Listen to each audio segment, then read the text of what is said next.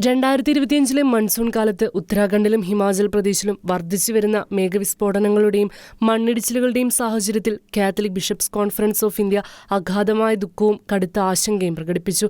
ഈ വിനാശകരമായ പ്രകൃതി ദുരന്തങ്ങൾ നിരവധി ജീവനുകൾ അപഹരിക്കുകയും നിരവധി പേർ കാണാതാവാൻ ഇടയാകുകയും ചെയ്തു.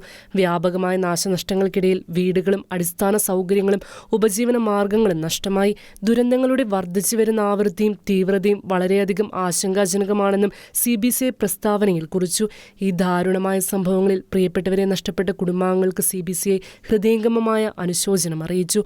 എല്ലാ ഇരകളോടും, പ്രത്യേകിച്ച് വീടും സമ്പാദ്യങ്ങളും ഉപജീവന മാർഗവും നഷ്ടപ്പെട്ടവരോടും ഐക്യദാർഢ്യം പ്രഖ്യാപിക്കുന്നു. പരിക്കേറ്റവർ വേഗത്തിൽ സുഖം പ്രാപിക്കുന്നതിനു വേണ്ടിയും ദുരിതബാധിതരുടെ അതിജീവനത്തിനു വേണ്ടിയും പ്രാർത്ഥിക്കുന്നു.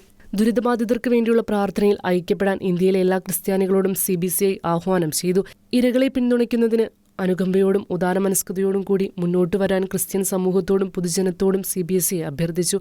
ഇന്ത്യയിലെ കത്തോലിക്ക സഭയുടെ സന്നദ്ധ സംഘടനയായ കാരിത്താസ് ഇന്ത്യ ദുരിതബാധിത പ്രദേശങ്ങളിൽ ദുരിതാശ്വാസ ശ്രമങ്ങളും പുനരധിവാസ പ്രവർത്തനങ്ങളും ആരംഭിച്ചു കഴിഞ്ഞു. എല്ലാ രൂപതകളോടും സ്ഥാപനങ്ങളോടും വ്യക്തികളോടും കാരിത്താസ് ഇന്ത്യ വഴി അവരുടെ സംഭാവനകൾ നൽകാൻ അഭ്യർത്ഥിക്കുന്നുവെന്നും CBCI പ്രസ്താവനയിൽ അറിയിച്ചു. National desk Shekinah news.